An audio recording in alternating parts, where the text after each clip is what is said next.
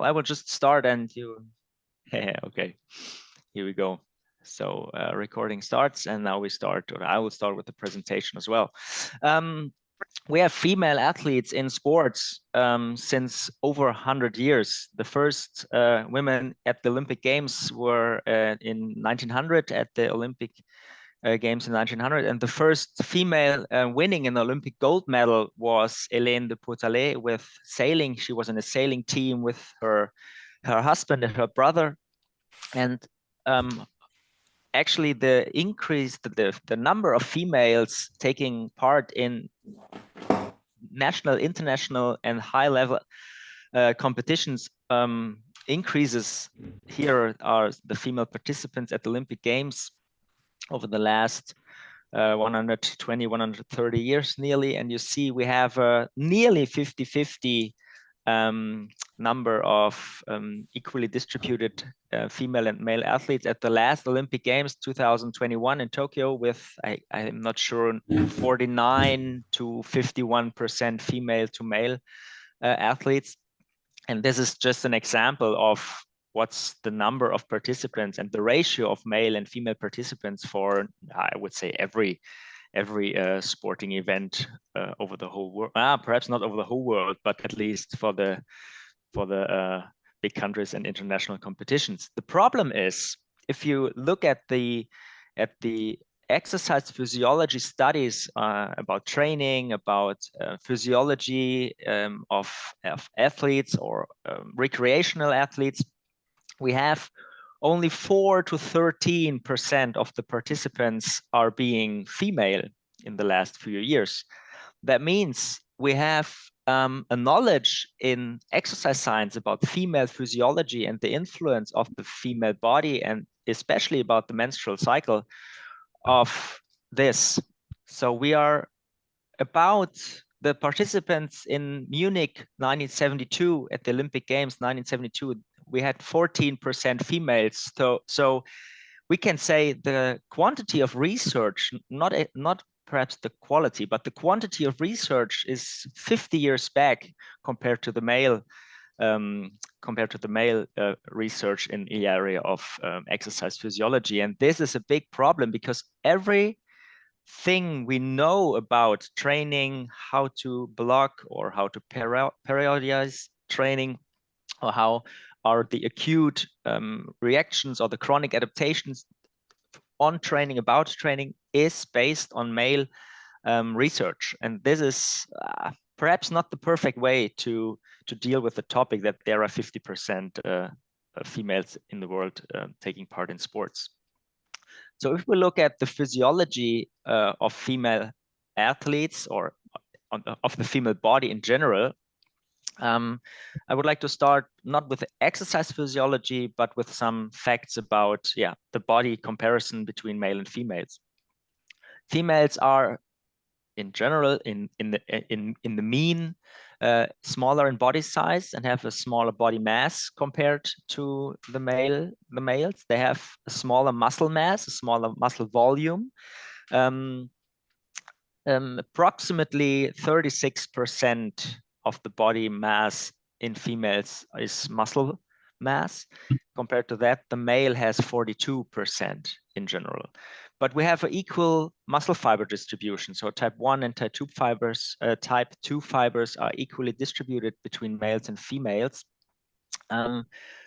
Females show a higher flexibility in their muscles, the tendons, the ligaments. Obviously makes sense due to the reproduction cycle or the pregnancy and giving birth, obviously. Then we have a higher fat mass in females, approximately 75% more fat mass compared to the males. The ratio between the active tissue and the body surface is better or higher in females. They have a lower sweat rate, might have an influence on performance, especially in hot environments. We will come to that later on a little bit. They have smaller heart sizes and a lower stroke volume, but a higher heart rate at certain intensities. but due to the lower blood volume and the lower total hemoglobin in the body, they show a slightly lower VO2 max value compared to the males. And additionally to that, the lungs are a little bit smaller in the females compared to the males, but this is due to the smaller body size, obviously. They have a higher ratio brain to body mass, so there is more brain available compared to the body size they have, the body mass they have.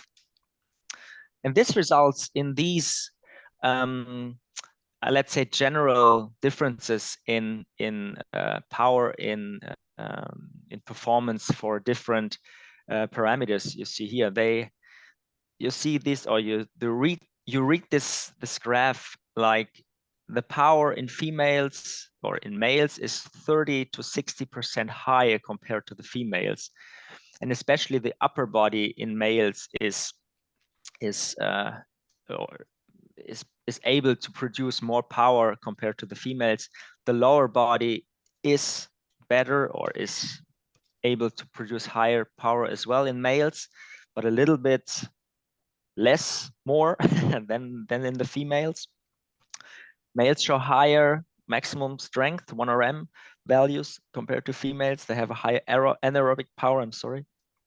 The economy is pretty comparable. There are some types of exercise where females show a higher or a better economy compared to the males. We will come to that later on as well. Males have a higher VO2 max compared to females, approximately 5 to 10% higher maximal aerobic capacity compared to females. But the percentage of VO2 max used during submaximal exercise is sometimes better for females, especially for lower intensities and for disciplines where they use more their lower body compared to the upper body, where you can see sports which use a lot of their propulsion, the upper body, the males show higher power during the submaximal intensity. سلام چطوری؟ I'm sorry, آنلاین do you have a question, or is it? چه خبر؟ Yeah, I guess we have a mic that is switched on. I try to, yeah, okay. I just muted it. Okay. Thanks, perfect. And as I said in the slide before, the oxygen transport capacity in the blood is a little bit lower in females compared to male athletes, but this is also the one of the reasons why the VO2 max is lower in females compared to the males. And when you go to the differences in performance in different sports, we have a nice paper from Sandbeck and colleagues 5 years ago, but they analyzed the sex differences in different sports and in different lengths, competition lengths of different disciplines, where we see interestingly, there is no trend, at least, in performance differences in the running events in the track and field compared when you compare male and female. So you have a 10 to 12% difference in world-class performances between males and females. In swimming, interestingly, you have a very obvious trend that the males, or otherwise around, that the females are getting closer to the males the longer the distances become. So unfortunately, we have no results, at least in this graph, for open water swimming. But the longer the distances, the lower is the difference between male and female performance in swimming. We have a totally different picture in speed skating, where the longer at least until 5,000 meters, the longer the distance, the higher the difference between male and female, and this starting to become smaller at the 10K race. Now we need to have a look at the times, perhaps, where how long the different distances take during or between the different sports.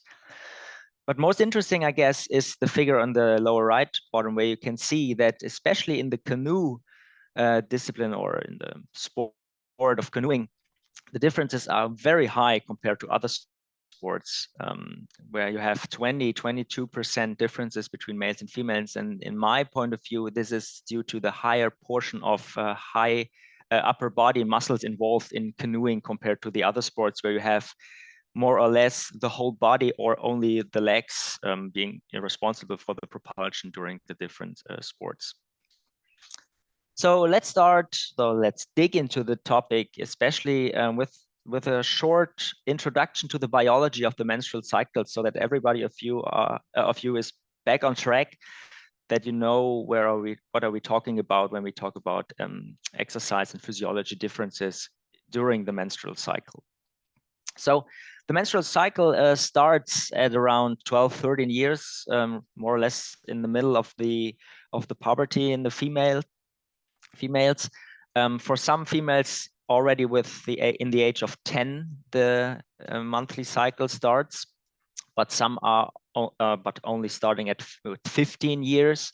So this needs to be checked by the athlete herself, or by the parents, or at least the coach should know about if there is the monthly cycle, if it already has started with 15, latest with 16 years, because if there is no menstrual cycle starting with 16 years, this might be a hint of some complications in performance or in the hormonal status, which might be due to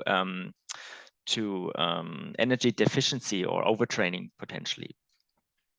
If there is a cycle, this normal cycle, you see, might last between 21 to 40 days to restart again. Between 21 and 40 days, everything is quite normal, which makes it very tricky for the women to know how to deal with that if there is an irregular cycle, which switches duration from cycle to cycle. If you have a cycle lasting 21 days, the next cycle is 30 days, and the next cycle is 35 days. That makes it really tricky to deal with that. Oh, sorry, I just read the chat, but it was slow. The period, the days with bleeding are lasting about 2 to 8 days. This is everything between that is totally okay. The amount of blood is an important factor. If the females loses a lot of blood or less blood, this should be checked and should be what's the English word? Should be tracked or should be checked by the female. So there is no need to use some kind of measurement devices to look at the amount of blood, but you can count the tampons you use, for example. And if you have, or if the females in your training group have a period in every cycle, that's a very great sign for the health of the female athletes. So this should be a topic, I will come to that in a few slides. This should be a topic coaches, female athletes, or at least with the parents should talk about, to check for the health of the athletes, and not only to look at the performance itself, but to look at the health of the athletes. And the period, the monthly cycle with the bleeding every month, is a really helpful sign if everything is okay or not.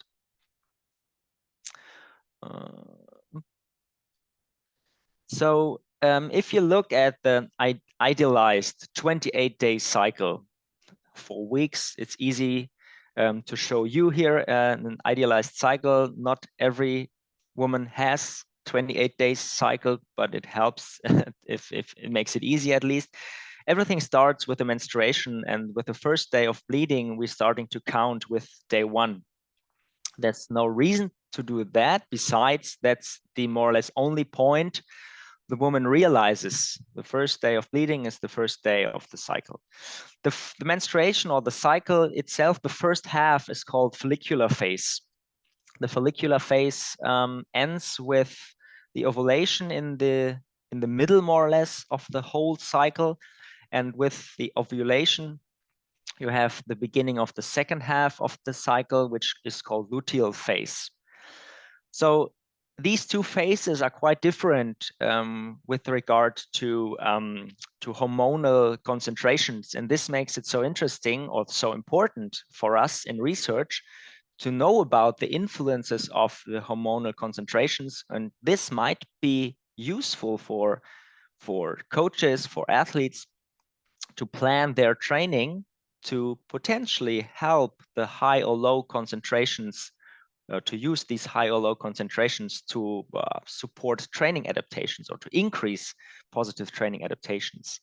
The problem is you don't know exactly if the ovulation or let's say the switch from the first phase to the second phase is after 14 days.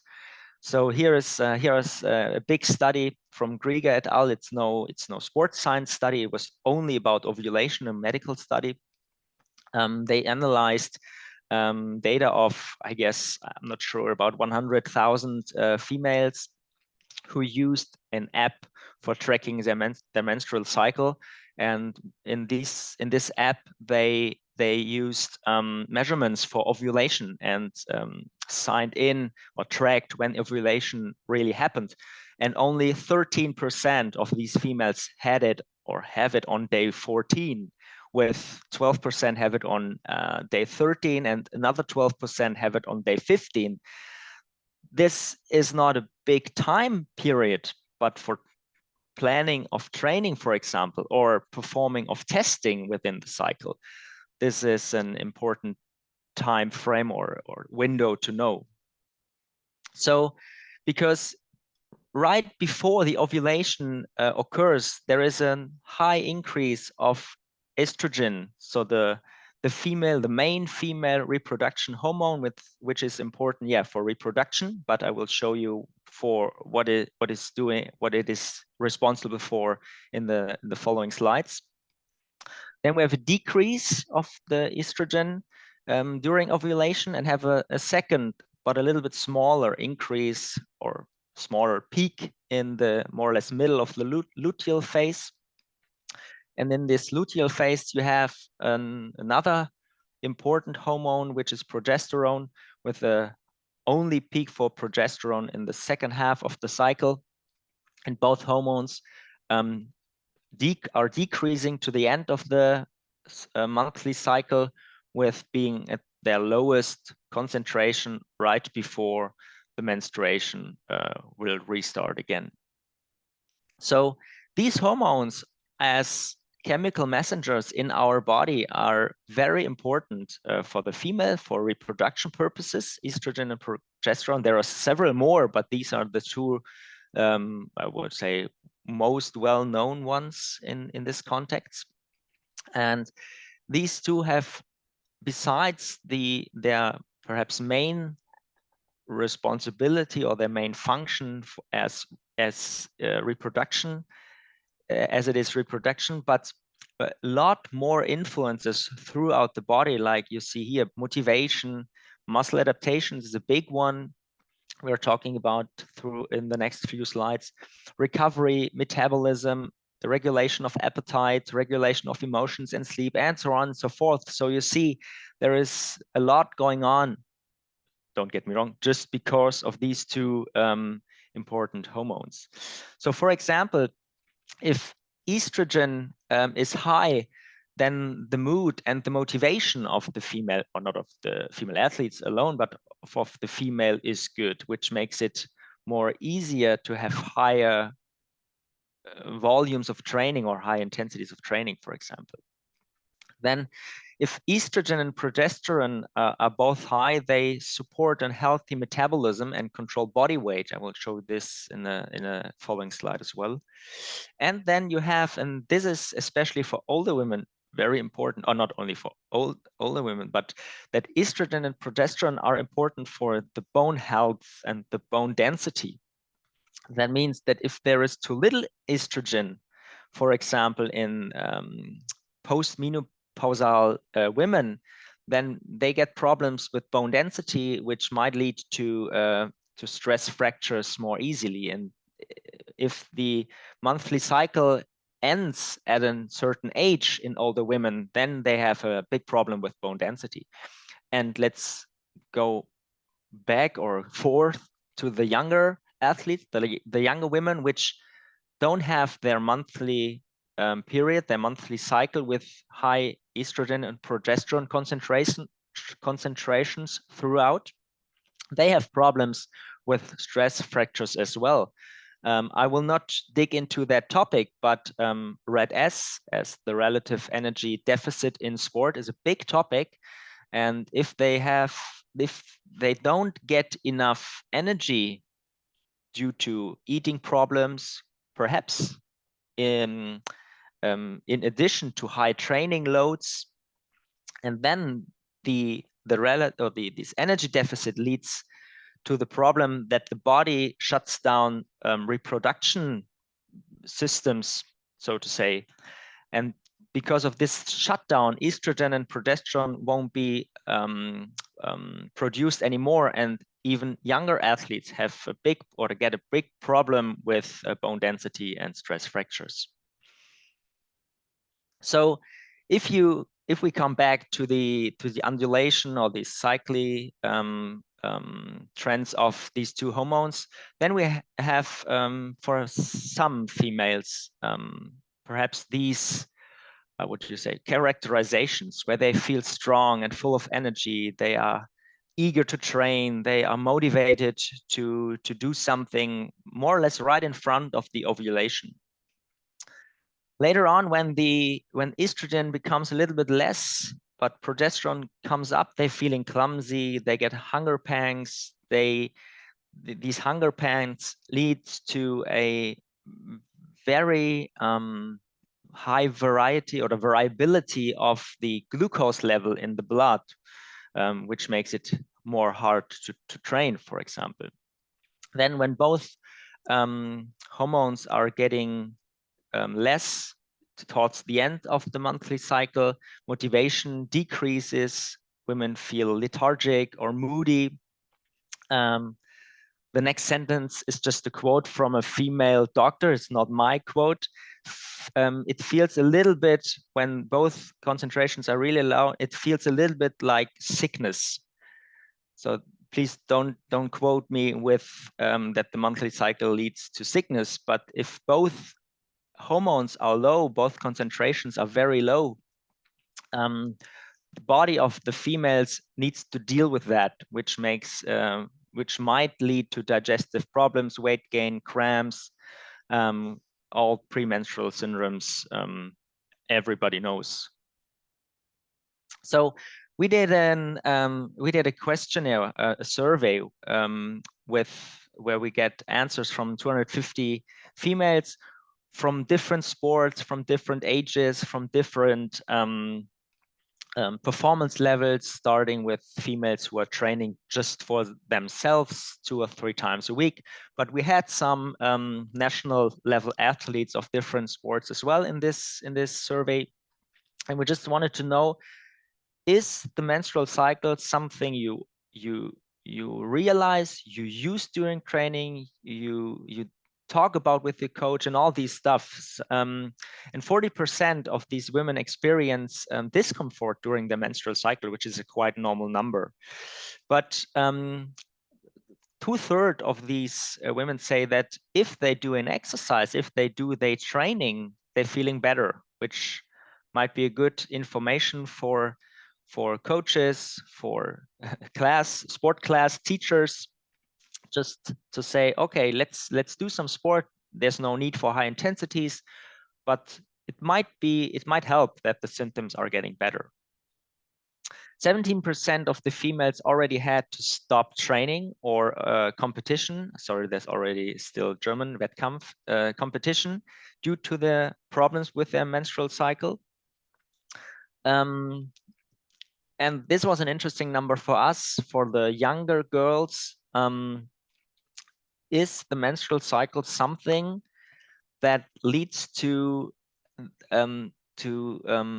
not going to training, for example, because they are ashamed that something can be seen, or they don't feel good? In some sports, they have the problem with clothes, swimming, gymnastics, beach volleyball, for example, where there is not much clothes they can hide. if there is some blood coming out and potentially being seen, and more or less half of the young girls have problems with that. 75% of the female athletes have never spoken about their menstrual cycle with their coach. Nothing, I'm leaving training because I'm feeling bad due to my menstrual cycle, not even that. And only only 4% of the females use the menstrual cycle and plan their training around their menstrual cycle. Only 4% of the 250 female participants in this survey. And this is the most shocking number for me, as I have 2 little girls at home here, that more than 80% of the female athletes have never received information about the menstrual cycle in relation to exercise, not from their parents, physiotherapists, medical doctors, coaches. No one gave them information about how to deal with these 2 things, menstrual cycle and sports. And this is for me a very alarming number, which should be decreased, obviously, with more information in sport about the topic. So let's see what influences on performance and different parameters does the menstrual cycle have. I structured it a little bit, what is known about the acute responses during the menstrual cycle, and what are the studies available about training around the menstrual cycle. So if we look at the submaximal aerobic performance, mainly submaximal oxygen consumption was measured, or in these submaximal performances, the time to exhaustion tests were included, interestingly. But just that the results give a hint, and it's a really small hint, that the submaximal performances is a little bit higher in the second phase of the menstrual cycle compared to the first half. I will show you perhaps some reasons why this might be the case, that here the submaximal performance parameters show a little bit a tendency, not strong statistical results, but a tendency to be better in the second phase. If you look at the maximal aerobic performance, it seems that the maximal aerobic performance, time trial performance, peak power performance in incremental tests, yo-yo intermittent running tests, and here as an example, VO2 max, a slight tendency as well that this might be better in the first half of the menstrual cycle. This is just one example. There are not many studies, but this is one example from one study. You see it's nearly 30 years old, from Lebrun et al. Because I'll show you that because of one thing which is important to consider when talking about all the results in this topic I will show you in the next few slides. Because yeah, you have a tendency, you have a significant, it is one study with a statistical significant result that the VO2 max is better in the first half. You see the difference. There is a difference of 53.5 to 52 or something. And this is the problem. You have 10 females being better in the first half and 6 females being better in the second half. And this high variability in the individual results is, that is my scientific view. It's the problem with the studies about influence of the menstrual cycle. This is no problem at all, but this is why we have no clear answers for the question, how is performance influenced within the menstrual cycle, and how should we use it, or can we use it for planning the training? It's a highly individual process to find out, is the menstrual cycle important for my performance, and how can I plan my training around this? I will go through mean values in the next few slides is again, but just have in mind that the individual response is, or the results of the studies is very, very individual. So these two parameters, or these two performance areas, maximal aerobic performance and submaximal aerobic performance, these trends for having higher maximal aerobic capacity in the first half might be due to metabolism. The estrogen and progesterone concentrations with the peak estrogen here and progesterone here leads to a different metabolism. Females show a slightly higher carbohydrate metabolism in the first half, which might explain why high intensity interval sessions and maximal aerobic capacity measurements might be better in the first half. And on the other hand, the submaximal, lower intensity, longer duration tests might be better in the second half, where the fat metabolism is a little bit higher and a little bit better in the females.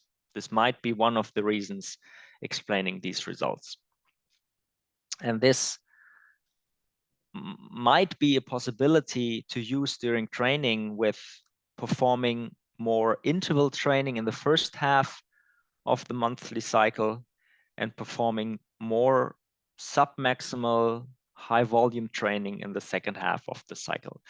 We have Flo and me, we're coming from triathlon in the past at least, and we have Laura Philipp here in Germany, a good German Ironman athlete, female athlete, and she is planning her training due to her monthly cycle since many years, and she's telling exactly that her interval training is so much better in the first half. So she is focusing on interval training in the first half of the cycle, performing all her high amount, low intensity endurance training in the second half of the cycle. But this is individual. The next thing which might have an influence is the change in the body temperature, in the basal body temperature. Approximately one day before the ovulation occurs, we have an increase in basal body temperature in women of about 0.3 to 0.5 degrees, staying higher during the second half of the cycle, which might influence performance, high intensity performance in the first half of the cycle, and might not influence low intensities in the second half of the cycle. But this is the case. We have this increase in basal body temperature in the second half, but the research about this is the research about exercising, but the influence of the change in the body temperature on exercise performance is very thin. There is more or less nothing.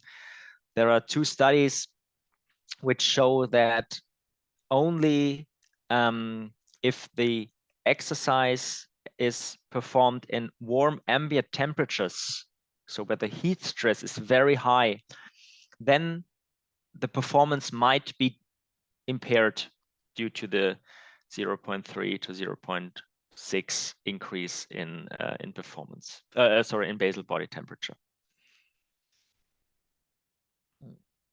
Oh yeah, okay. So let's come to, I would not say stronger results, but I would say there is a little bit more about the strength or the influence of the menstrual cycle on strength in females. And what we have is only, again, it's a tendency, but we have a tendency for higher one repetition maximum values in the first half of the menstrual cycle, and especially close to the ovulation, and we have lower 1 repetition maximum values in the second half of the cycle. So this is, from my point of view, even if it's only a trend, there is no clear result about that.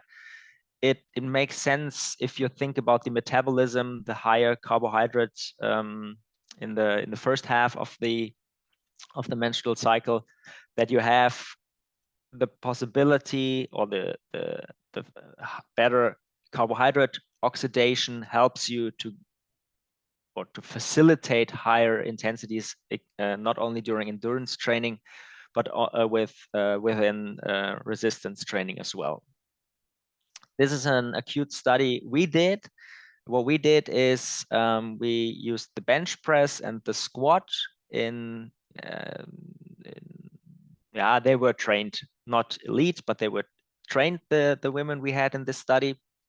And we measured at 6 time points within the menstrual cycle. So early follicular is during the bleeding days, middle follicular, late follicular, then 3 times in the second half as well. And as you can see nothing. There is no trend at all for any or for the maximal strength in the bench press, or for the maximal strength in the squat. P-values were, for the black mean values here, were 0.99 here and 0.95 here with regards to time. But what you have, or what we found, is these gray bar lines are the individual responses, and you have some females, again, which feel, or which have an influence of the menstrual cycle on maximal strength, but not if you take the mean value for the whole group. So yeah, again, there is a very individual reaction or influence of the menstrual cycle on performance in strength here on maximal strength. The same was found for agility. We have a slight trend here, black is the mean. We have a slight trend for being faster at the end of the monthly cycle, but no statistical significance at all. So even if we have only trends in being better in strength, in maximal strength performance in the first half of the training, there are a few studies which use this and said, okay, if we block the training, the strength training in the first half of the cycle, where we have high concentrations of the hormone estrogen, then we might achieve a better adaptation in training compared to we train the same amount of strength all the way through the monthly cycle. And I would like to show you one of the I think there are 4 studies, so a very thin amount of studies again. And this study was done by Sung et al. Nearly 10 years ago, was done in Bochum with Petra Platen. And they have a very nice design. This is why I show you what they did. They had 20 women. They trained 3 months, so 3 cycles were included. And they trained 4 sessions strength training per week. And what they did is, one of the females trained one leg, focus more training in the first half of the cycle, and the other leg had more training in the second half of their cycle. So they used, from my point of view, a very clever, very smart design to have every woman being her own control person, which from a physiological point of view is very, very interesting. It's hard to perform, but in the end, it's a very clever design. And this study found promising results, let's say like that. So we had, what you see here is, these are pre-post values, and these are the maximal strength F max for knee extension. I think they did, as you can see on the left side, what's it called?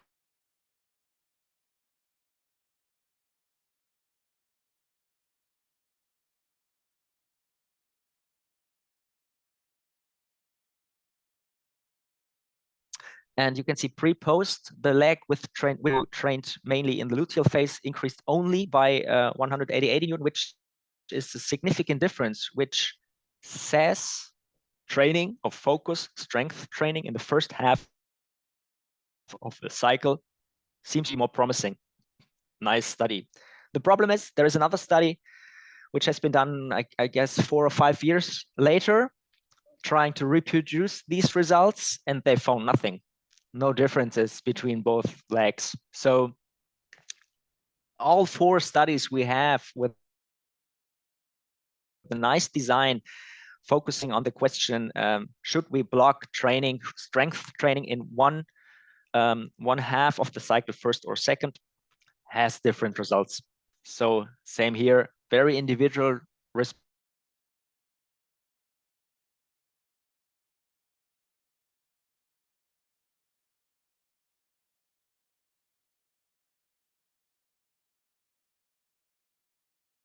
Important topic in this context is the question, what happens if the woman takes hormonal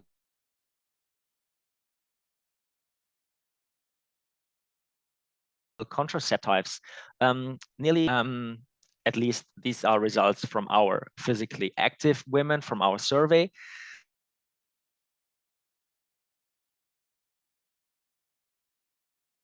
But these are totally comparable to trees, and approximately 50% of the females taking hormonal contraceptives, with the main reason, obviously, for contraception. But there are some females who take it because of to reduce complaints with which are due to the menstrual cycle, so premenstrual syndrome complaints, for example. But there are some who take it to reduce fluctuations in performance throughout the menstrual cycle. But more important in this context as well, it's more a pedagogic information for you. Only 2/3 about that, on the other way around, more than 30% of the females who are taking hormonal contraceptives are not informed about what is happening, what am I doing to my body. They don't know about the advantages or the disadvantages of taking hormones. And this is an important thing for me, to have some information processes going on here for not only female athletes, but for women in general. Upsala.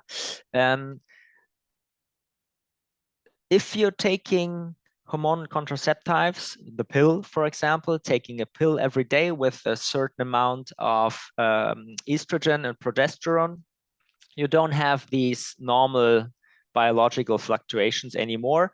You have a lower concentration of both, with a peak every day, obviously, but you lose these two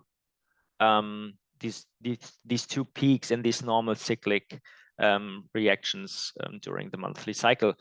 There are some studies about the influence of taking hormonal contraceptions during training. Obviously, you don't have any more differences in the acute responses if you take hormonal contraceptives daily for years, for months.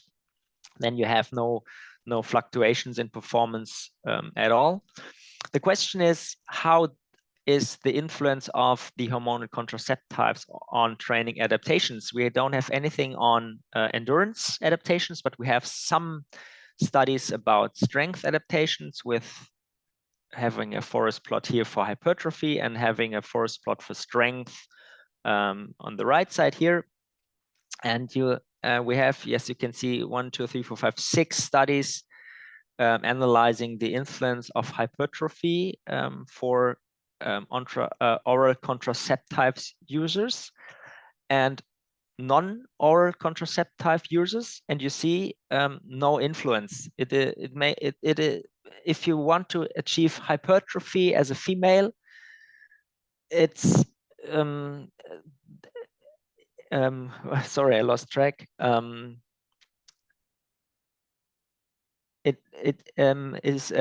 Sorry. if you take it or if you don't take it, there is no difference at all. So you will gain muscles, yes or no, depending on your training, and not on the reason or on the factor, do you use oral contraceptives, yes or no. And the same is true for the 1 repetition maximum. You will get stronger, but only due to your training. And it has no influence if you use oral contraceptives or not. This slight tendency of the mean from all studies on the side that oral contraceptives might be better for gaining strength, there is no trend. This little stick here is effect size of 1, and the effect size you see here is 0.09. So there is no effect at all, even if the little button here is slightly to the right. So what are the conclusions we can draw from the informations we have in the literature about menstrual cycle and exercise physiology, adaptations, and so on? We don't know much, obviously. As I said in the beginning, we have 4 to 13% of all participants in exercise physiology studies were female in the last years. The number is increasing in the last years. That's very good, but still there's not enough research about especially training science in women. And you need to remember everything you know from textbooks, from many studies you look up on PubMed, for example. These information you have about training is about or comes from male physiology, which needs to be taken carefully if you try to use this in female athletes. In elite athletes, we have 7 studies. In general, 7 studies about the question, what's the influence of the menstrual cycle on performance? And from these 7 studies were 3 performing questionnaires, and only 4 did really physiological testing. And from these 4, 3 were done in female soccer players. So the knowledge about elite female athletes is very even more narrow compared to the non-elite population in women. So why is there so little research? Obviously, it is for some people a tricky topic. It's a taboo topic. Coaches, female athletes don't like to talk about it. They are ashamed, for example, but it's important to open this up, to talk about it, to talk about the females about the topic, and not only with the vision of how to change or adapt training to that, but to check if my female athlete is in a good health. And on the other hand, obviously, it is difficult to control. If I'm performing studies which checks for the differences of performance within the menstrual cycle, I need to know in which phase of the cycle is my woman. And it is not enough to count days and to know the first few days where bleeding occurs, but I need to know, did an ovulation occur? Can I be sure that I do my first testing in the follicular phase? And is my second testing exactly in the second phase, in the luteal phase? If I do not control that, then the quality of research is very low. So these needs to be taken into account. As a conclusion, everything what I said and everything what you can see here in the follicular phase, the maximum power might be increased compared to the luteal phase. The strength gains might be higher, ? Maximum endurance performance might be higher. Carbohydrate utilization might be higher. On the other hand, what you can see here, what is higher in the luteal phase. I did it with these arrows up or down, but please take in mind these are trends, and none of these parameters, perhaps except fat burning and carbohydrate utilization, but all exercise related facts here are only trends and not strong statistical significant results all over the females that were tested. If you use these trends, if you use the little knowledge we have for planning your training, this might be a possibility to plan your training. You have a menstrual cycle, and in the first half, you might focusing on strength training or depending what you need, on high intensity training, perhaps on highest intensity sprints, for example. Whereas in the luteal phase, you might more focus on techniques during strength training, not on the intensities, not on the volume.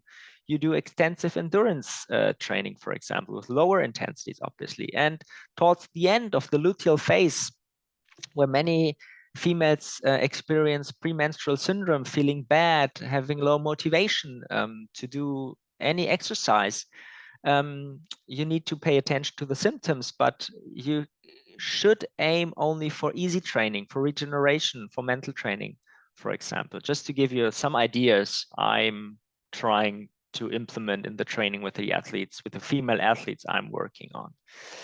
So if you have any questions, would be great for me to hear and to discuss this topic. And thank you for your attention so far.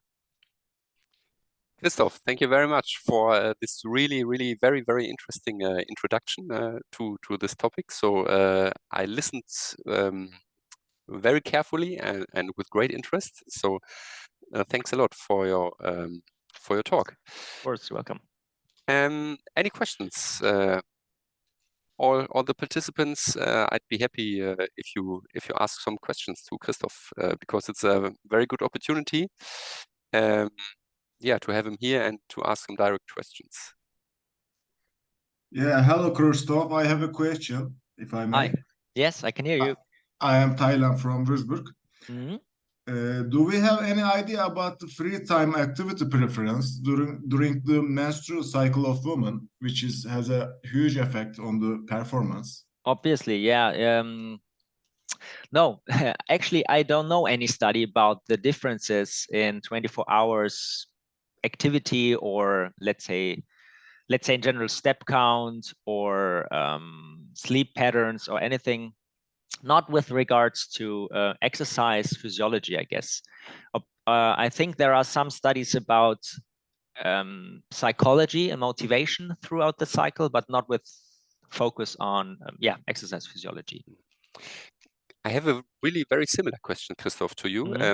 So in elite sports, we know that the consistency of training is very important. Yeah, that we train over days, weeks, and months, very consistent in order to achieve a high performance. Are there any studies based on questionnaire studies how the rate of successfully completed training session are over the menstrual cycle, or at least the subjective perceived exertion during training session? Is there some research on that? Good question. Important. Didn't think about that. The training studies we have, we managed to motivate them throughout the cycle, but I need to talk to our PhD students if they have to talk more in the bad moments.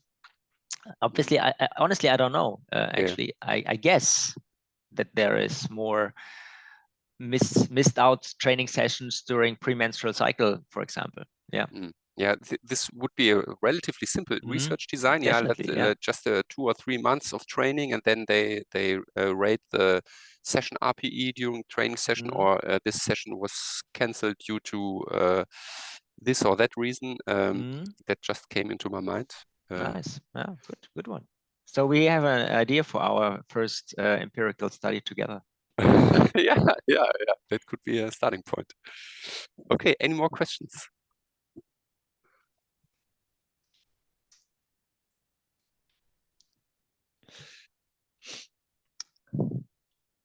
Be brave and be tough.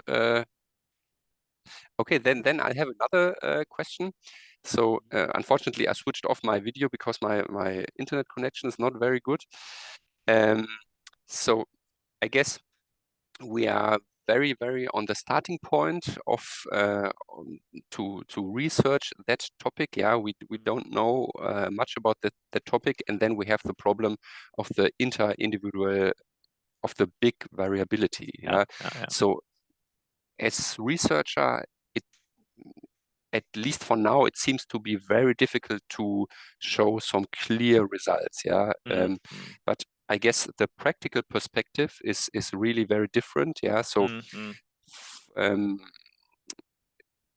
I guess I guess really we have to spread the word. Yeah. This is valid for you and me, Christoph, Right, and for me, but also for you. Yeah, as young students, in 2.5 years, you're going to be released into the world. Yeah, and you will work in the practical field, and it would be your responsibility to implement concepts about taking into account the female menstrual cycling in federations, in sport clubs, yeah, in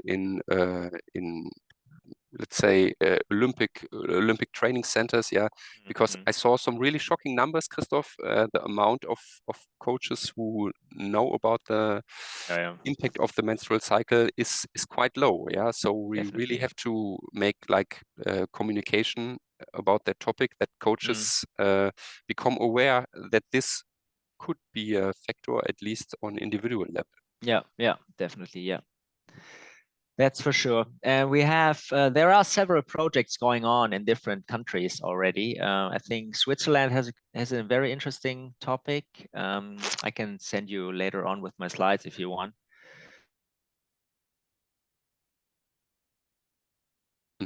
Okay.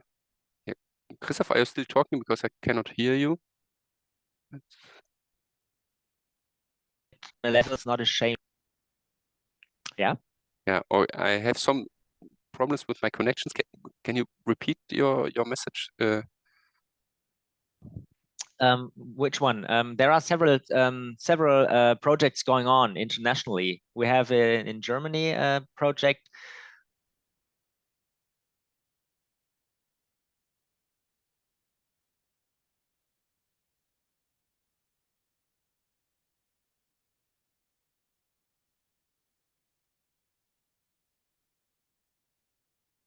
Okay, now I cannot hear you anymore, Christoph. Yeah. So Ipek, just ask a question. Can you hear me, Christoph? Or Yeah, I'm back on track. I think I was kicked. yeah. Sorry. Okay. Yeah. Okay. Can you just repeat your statement? Yeah, there are several projects going on in different countries. In Germany, we have Team Deutschland, Team Germany, or Athletes Germany, Team Athleten Deutschland, which have a big project going on with was heißt Aufklärung, Flo? Providing some information. Yeah, thanks. Providing some information. Switzerland has a big one. I think the Scandinavian countries have big programs going on. So it's important to take away the problem, to talk about the topic. That's the main aim, I guess. Yeah. So it's really about information, providing information to athletes, coaches, and people who work in federation. Yeah, so true. Ipek, just ask a question. I just read it. We are generally talking about elite athletes. Are there any studies on training of 13 to 14-year-old elite athletes candidate, or what should we pay attention to about cycle? Yeah, so basically the question is, what kind of attention should we pay to young athletes about the menstrual cycle? I think an important topic, and this is not my topic, an important topic is energy deficiency Red S as nutrition is a big topic. Yeah, sorry to interrupt you, Christoph, but we will hear about that topic. Susanne Weber, another physician, will come and lecture here in this class, and she will talk a little bit about the Red S syndrome and about menstrual cycle training and health. Perfect. Yeah, focusing on the problem with younger females is that the cycle isn't that regular already. It takes some cycles to have a regular cycle. And this makes research with younger athletes even more complicated than with older athletes. But still, there are the research that has been done in the last years is with 20 to 35-year-old women. There is no focus on elders. I think that's pretty widespread. Okay, good. Christoph, from a practical perspective, let's say I'm a coach in an endurance club or in an endurance sports, and I have a team of female athletes. So from a certain age, the age range is quite big. Let's assume this. What would you recommend me? What are the 3 most important factors for me as a coach with training female athletes? And of course, my in terms of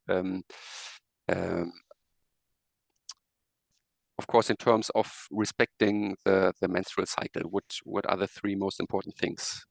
From a training science point of view or coaching view in general? From a really practical coaching view, not so much about science. If you are able to provide some practical recommendations. There's only one in the beginning. Know your menstrual cycle. So I would recommend to encourage your athletes to perform a menstrual cycle diary, to know about their cycle. When does it start? How do I feel at certain time points throughout the cycle? How is my training going at different time points of the cycle? Just to make them aware of their body. And this will take away some of the taboo problems with this topic, I guess.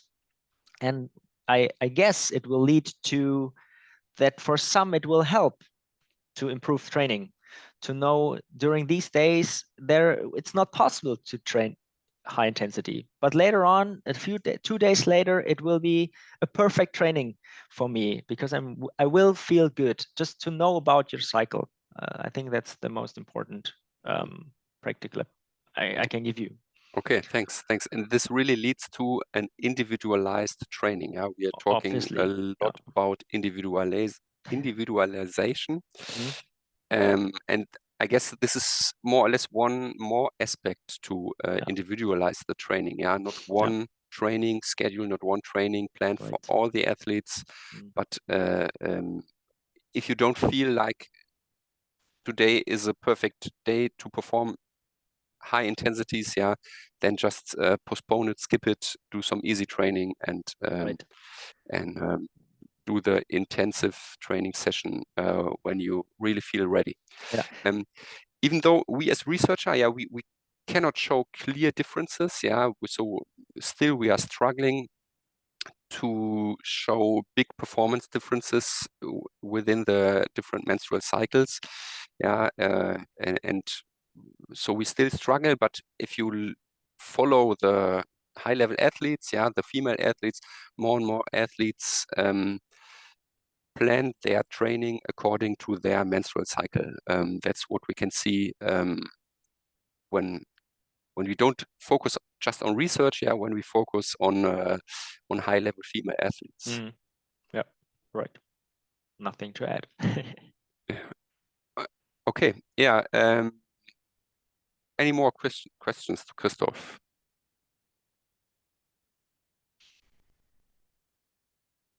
Okay, good. Then I will just say some words to all the participants, to the students. Yeah, I guess you just saw that this is a field where you can do some research. Yeah, and of course within our master, you have to start your own projects. Yeah, you have to do your own research projects, and this could definitely be a field to do some research, yeah, because we don't have a lot of information at this time.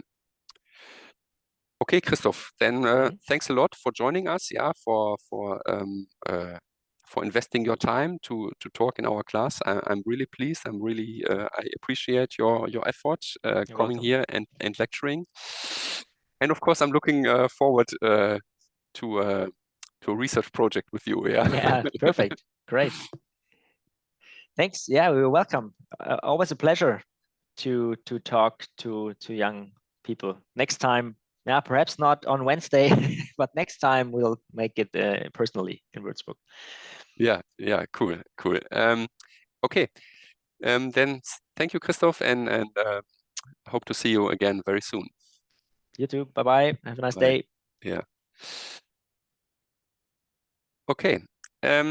So, my dear studies, thanks for being there. Yes, thank you for your attention. I think I provided all the necessary information this morning in our session, in my email, I mean, and we will meet again on Wednesday. Yeah. Okay. So have a nice day. Bye bye.